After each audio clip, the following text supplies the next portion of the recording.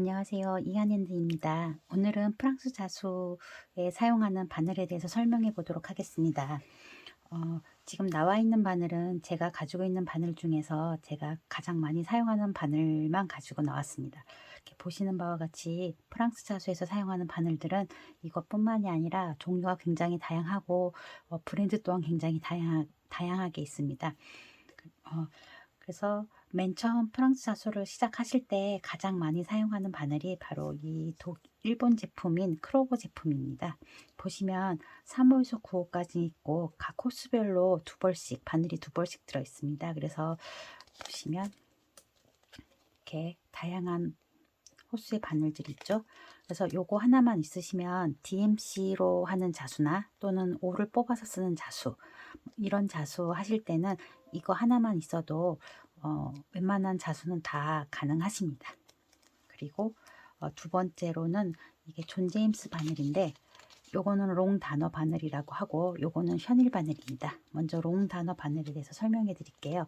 롱 단어 바늘은 보시는 것 같이 바늘이 굉장히 바늘대가 길고 머리끼가 이렇게 바늘대랑 거의 일직선으로 되어 있는 바늘입니다.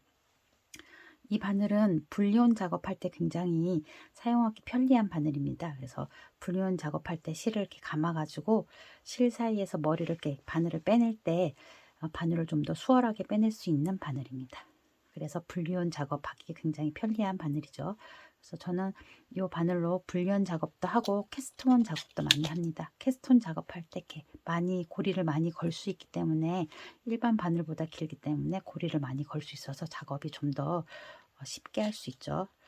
그리고 이 바늘은 현일 바늘이라고 하는데, 보시는 것처럼 바늘기가 굉장히 크죠. 그리고 몸통도 굉장히 두껍습니다. 이렇게 보시면 일반 바늘보다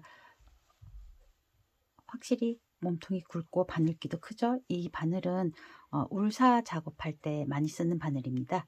그리고 아트사처럼 이렇게 울퉁불퉁하고 실의 굵기가 굵은 자수를 할 때 많이 사용하는 바늘입니다. 이렇게 보시면 현일 바늘 끝이 이렇게 뾰족해서 원단을 통과하기가 수월하게 만들어 놓은 바늘이고, 같은 사이즈의 바늘인데, 이 바늘은 타피스트리 바늘로 바늘 끝이 뭉툭한 바늘이어서 원단 통과도 가능하긴 하지만, 원단 통과보다는 이렇게 실과 실 사이를 엮어가면서 이렇게 만드는 실과 실 사이를 엮어가면서 작업을 하는 바늘입니다. 그래서 이렇게 실을 뜯지 않고 작업할 수 있도록 바늘 끝이 이렇게 둥글어서 이렇게 좀 더 작업이 용이하도록 만드는 바늘입니다. 그래서 필요에 따라 사용하시면 되고, 그다음에 이 바늘로는 리본 자수도 가능합니다. 바늘기가 크기 때문에 리본이 통과하기가 수월하고, 바늘대가 이렇게 두껍기 때문에 이렇게 리본이 원단을 통과할 때 손상되지 않게 해주는 역할을 합니다.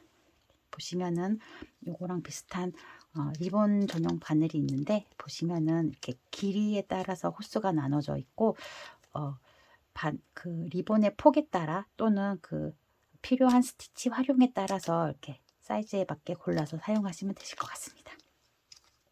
그리고 이렇게 파란색 라벨의 바늘은 독일 프림사 바늘인데, 보시면은 같은 호수 22호로 비교해 드리겠습니다. 보시면은 이렇게 보시면 아트 351이 있고 아트 350번이 있습니다. 이거의 차이는, 아트 351은 이렇게 보시면 바늘 끝이 이렇게 둥근 타피스트리형 바늘입니다.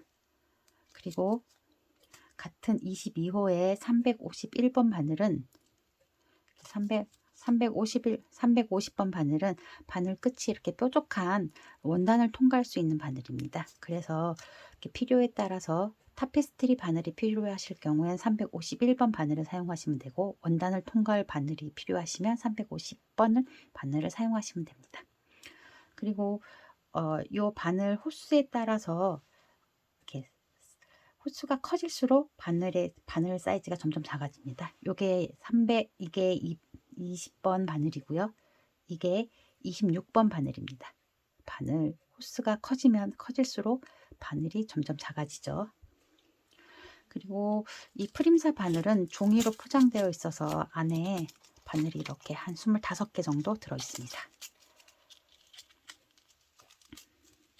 그리고 이거는 체코에서 수입한 바늘인데 이것도 프림사 바늘과 비슷하게 종이로 포장되어 있고 안에 이렇게 한 25개의 바늘이 들어 있습니다.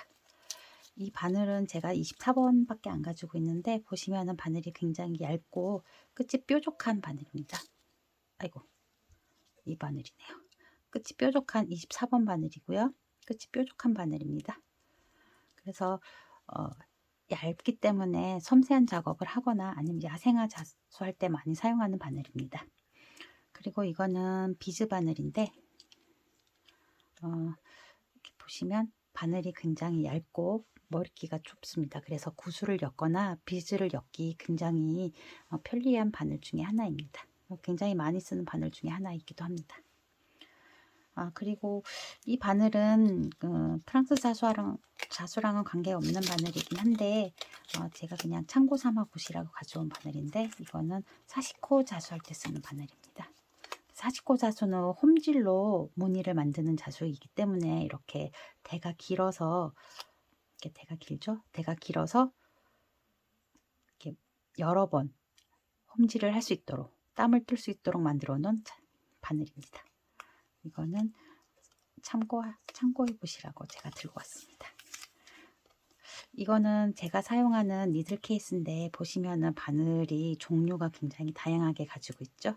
그래서 같은 비슷한 호수의 바늘도 굉장히 많이 들고 있고 그 다음에 다양한 호수의 바늘을 가지고 있습니다. 그래서 필요에 따라서 스티치 활용에 따라서 사용하시면 되실 것 같고요. 만약에 맨 처음 자수를 시작하신다 하시면 요 바늘 한 쌈과 만약에 울사 작업도 같이 하겠다 하시면 이렇게 두 정도만 구비하시면 이렇게만 구비하시면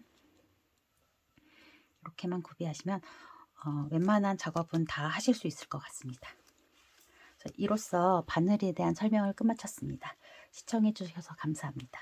좋아요와 구독 눌러주시고 다음 영상에서 만나요. 감사합니다.